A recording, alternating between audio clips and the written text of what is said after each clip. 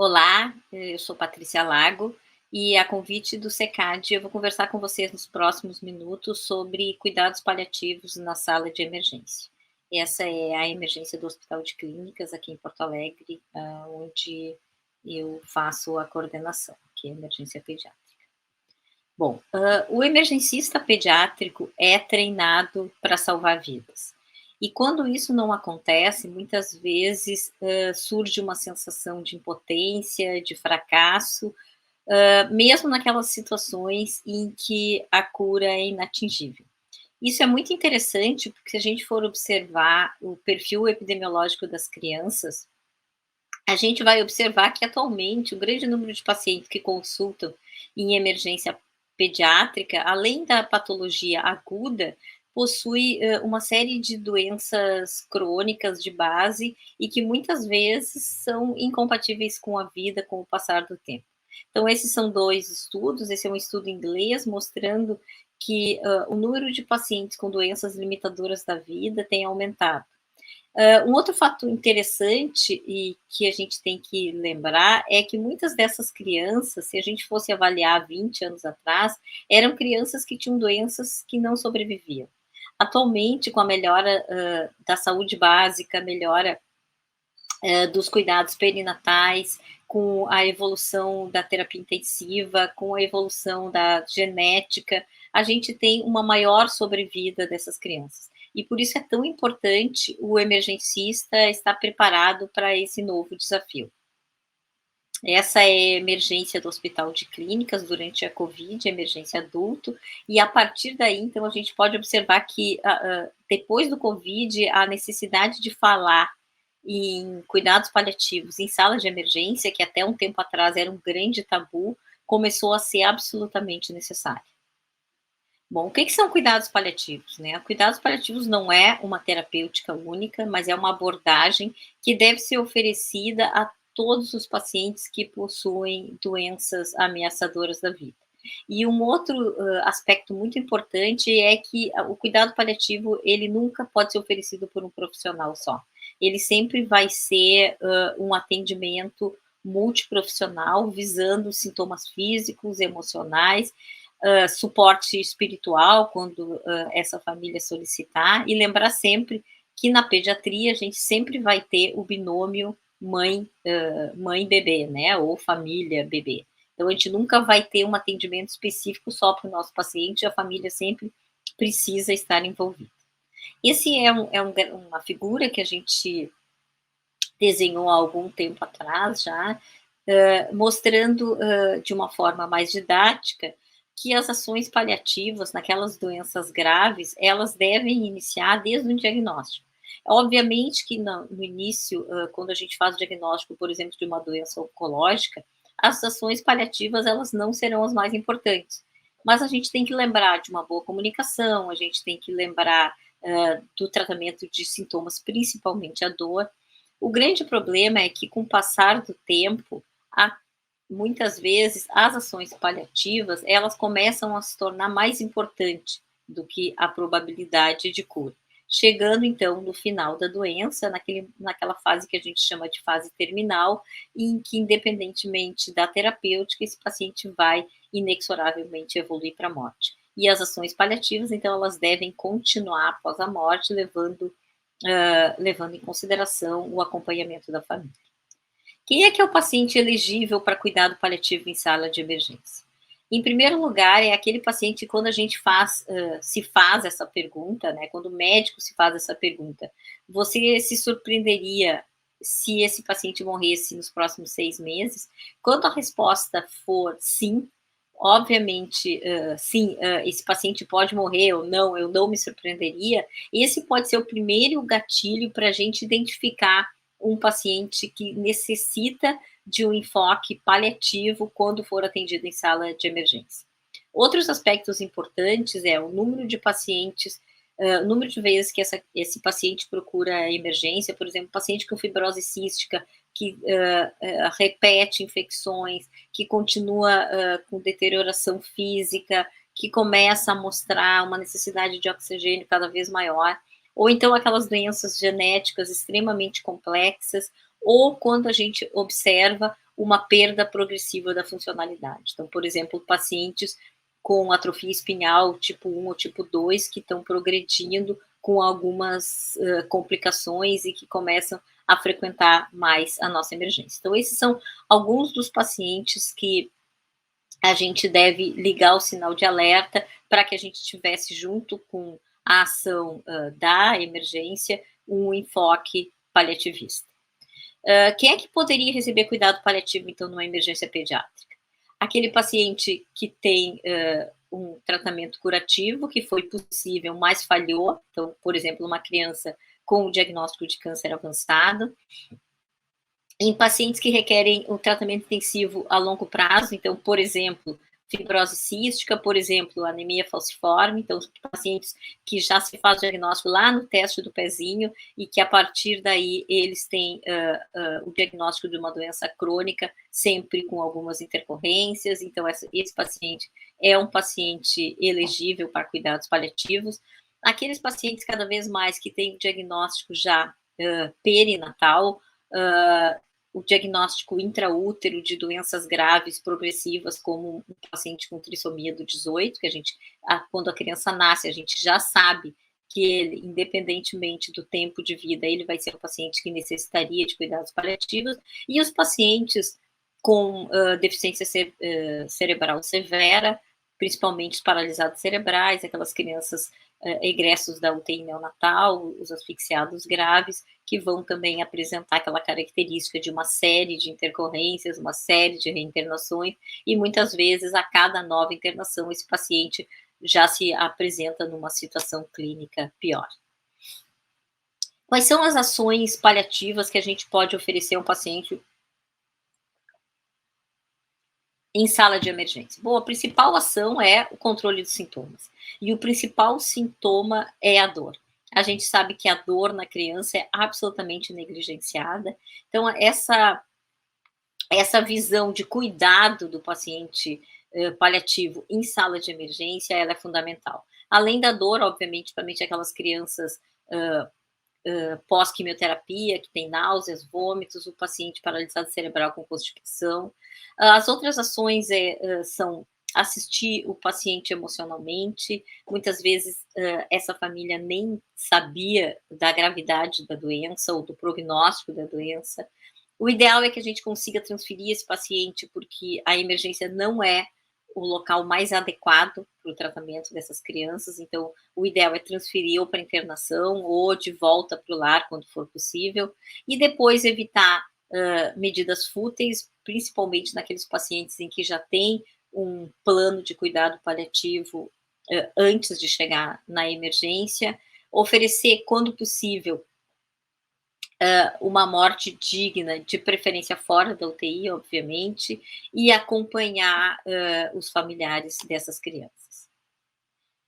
Bom, no momento em que se faz o diagnóstico de uma doença fora de possibilidade de cura, a gente tem que manter um plano.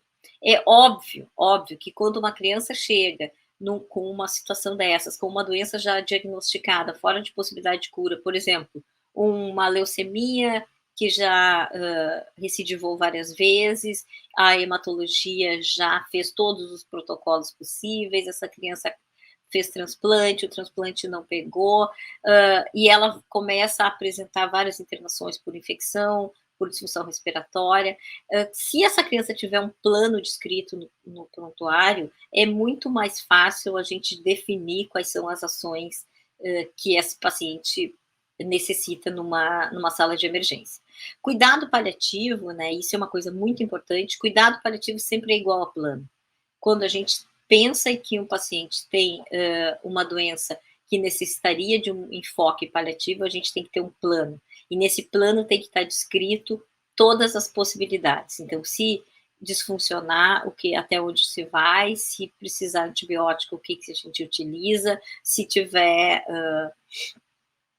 indicação de UTI, qual é o ambiente melhor para essa criança ficar. Então, sempre ter um plano bem definido. O que a gente sabe, né? A gente sabe muito pouco sobre cuidados paliativos em emergência pediátrica, mas eu vou mostrar para vocês alguns estudos que estudam desculpe a redundância, alguns estudos que avaliam pacientes pediátricos em sala de emergência. Então, esse é um estudo com 19 pacientes, né? Aqui as principais razões para consultar, então, por piora da dor, por dispneia, por fadiga, por problemas no catéter, enfim, todas essas são motivos para consulta.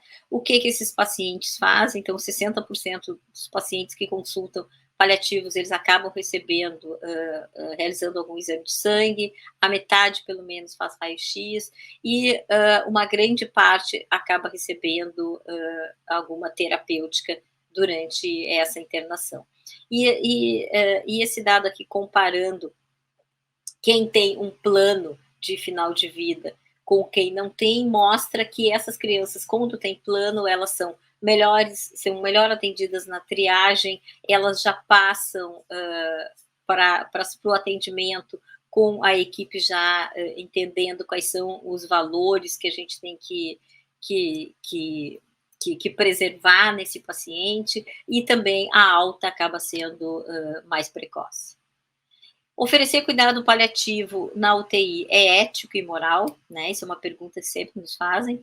Bom, do ponto de vista ético, obviamente a resposta é sim. O cuidado paliativo, ele visa a beneficência do paciente, ele não procura não causar danos, ele preserva de uma forma importante a autonomia tanto do paciente quanto da família, e é importante a gente sempre lembrar que a gente não oferecer alguma terapêutica ou retirar alguma terapêutica tem o mesmo significado ético. Aqui, só para a gente entender uma questão que sempre aparece, isso é um gráfico que foi criado pelo Murray lá em 2005, que mostra que ele avaliou assim, as formas como os pacientes acabavam tendo o seu final de vida. Então, esse é um paciente, por exemplo, um paciente com câncer. O paciente com câncer, ele se mantém estável durante muito tempo, mesmo aqueles pacientes que têm metástase, que já estão fora da possibilidade de cura, com a evolução da quimioterapia, e esses pacientes, e da imunoterapia também, esses pacientes, eles se mantêm estáveis durante muito tempo, e aí acontece alguma intercorrência e eles acabam evoluindo para a morte. O que é a eutanásia, que muita gente confunde, né? Eu nem gosto muito de entrar nessas terminologias para não dar mais confusão, mas é importante a gente entender que eutanásia é todo procedimento que, com o objetivo de compaixão, de tirar sofrimento, antecipa a morte. Então, é o paciente com câncer, que tinha, por exemplo, muita dor, e aí alguém resolve, né, fazer uma injeção de potássio, e esse paciente, então, ele antecipa o tempo de morte. No Brasil, a eutanásia é um crime, não se faz eutanásia no Brasil, existem alguns países que a eutanásia é liberada, mas no Brasil não existe eutanásia.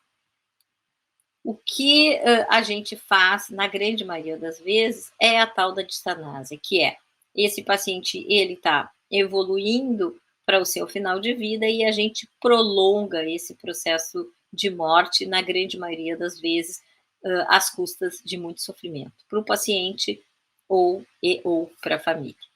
E o que a gente propõe nos cuidados paliativos é respeitar com dignidade e levando em consideração a vontade do paciente e da família e esse período de final de vida. Então, isso é a ortotanásia, que é a morte sem dor, que é o final de vida sem sofrimento. E do ponto de vista do Código de Ética Médica, a maioria dos médicos nunca leu o Código de Ética Médica, eu sugiro que leia. O Código de Ética Médica brasileiro, ele é muito bem escrito e ele foi revisado em 2009, e uma das grandes virtudes desse último Código de Ética, dessa última revisão, é que no Código de Ética está bem definido que oferecer cuidado paliativo não é inadequado, bem pelo contrário, o final de vida com cuidado paliativo é o que se espera. Então, no artigo, no capítulo 1, já está ali bem claro, né? Nas situações clínicas irreversíveis e terminais, o médico evitará a realização de procedimentos diagnósticos e terapêuticos desnecessários e propiciará aos seus pacientes cuidados paliativos.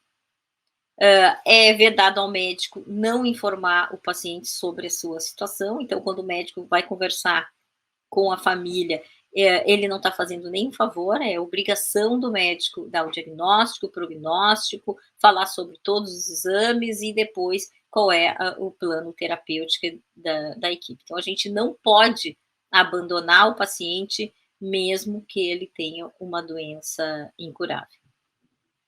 O que dá um pouco de confusão é o famoso artigo 41, né, que fala que é vedado proibir abreviar a vida do paciente, ainda que a pedido desse ou de seu representante. Isso, como eu mostrei para vocês antes, é a eutanásia, né? Então, evidentemente, a eutanásia não é permitido pelo nosso Código de Ética. Mas, já para evitar confusão, no capítulo 5, o próprio Código de Ética explica que nos casos de doença incurável e terminal, o médico deve oferecer cuidados paliativos disponíveis sem empreender ações diagnósticas ou terapêuticas inúteis ou obstinadas. Então, isso significa que num paciente em final de vida é antiético a gente prolongar esse período às custas de sofrimento. Entubar, levar para UTI, reanimar, enfim, né? Uma série de procedimentos que só vão aumentar esse período de morte sem oferecer nenhuma qualidade de vida. Quais são as principais barreiras, né? Esse ano a gente viveu um ano de superlotação nas emergências pediátricas, e é onde eu trabalho, isso não foi diferente. E numa emergência pediátrica superlotada, é mais difícil ainda a gente oferecer cuidados paliativos de qualidade. Esse é um estudo, então, mostrando quais são as principais dificuldades da gente oferecer cuidados paliativos. É um estudo qualitativo, com 58 participantes, e o que os participantes mostraram e nos falaram para os autores, né, é que existem, então, dificuldades, barreiras próprias, específicas da emergência, como a ambiguidade da situação, porque muitas vezes não está bem descrito no prontuário, a gente não consegue atender um paciente só, a gente não consegue se dedicar a uma família só, porque a emergência sempre é tumultuada, existe pouco treinamento de cuidados paliativos para os emergencistas, e por situações extrínsecas à emergência, por exemplo, famílias em que nunca se falou sobre cuidado paliativo, né? A estigmatização do termo, então alguns autores até preferem não usar o termo cuidado paliativo, mas cuidados de final de vida, enfim, e a relação da organização do hospital, né? Esses pacientes chegam muitas vezes sem contato prévio, muitas vezes com prontuário que a gente não consegue entender aonde esse paciente está, e a organização da emergência sendo um local onde acaba chegando pacientes de todos os lados, gerando, então, uma área mais confusa para que se possa oferecer a esses pacientes uma comunicação adequada. Esse é um outro estudo, é uma revisão sistemática de estudos qualitativos sobre cuidados paliativos em emergência, e o que esse estudo mostra, né, é que o ambiente da emergência não é adequado para cuidados paliativos, né? Os pacientes paliativos, eles não são priorizados, então quando eles entram numa triagem, eles já vão ficar mais para trás. Os médicos não são treinados a tratar sintomas, né? Então, lembrar que dor é um sintoma fundamental e que tem que ser muito bem avaliado em pediatria, né, porque é, na grande maioria das vezes, diferente dos adultos, um sintoma negligenciado.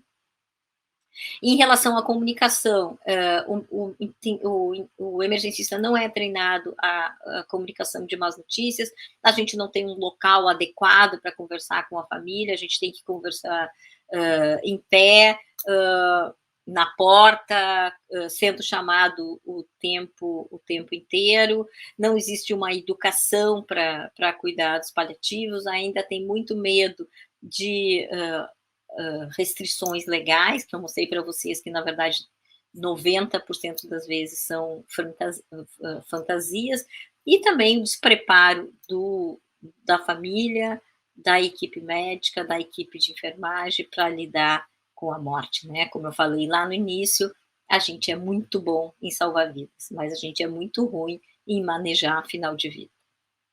Aqui é uma proposta, então, de como esses pacientes deveriam ser atendidos. Então, naquele paciente agudo, em uma situação de final de vida, rapidamente tentar se comunicar com a família, expressar preocupação e entender os desejos dessa família. E naquele paciente, então, que a gente tem um tempinho a mais, tentar deixar esse paciente num ambiente mais reservado e chamar naqueles locais, como local onde eu trabalho, chamar o programa de cuidados paliativos e um suporte da psicologia, serviço social, enfim, para também ajudar essa família nesse momento, que é geralmente muito difícil.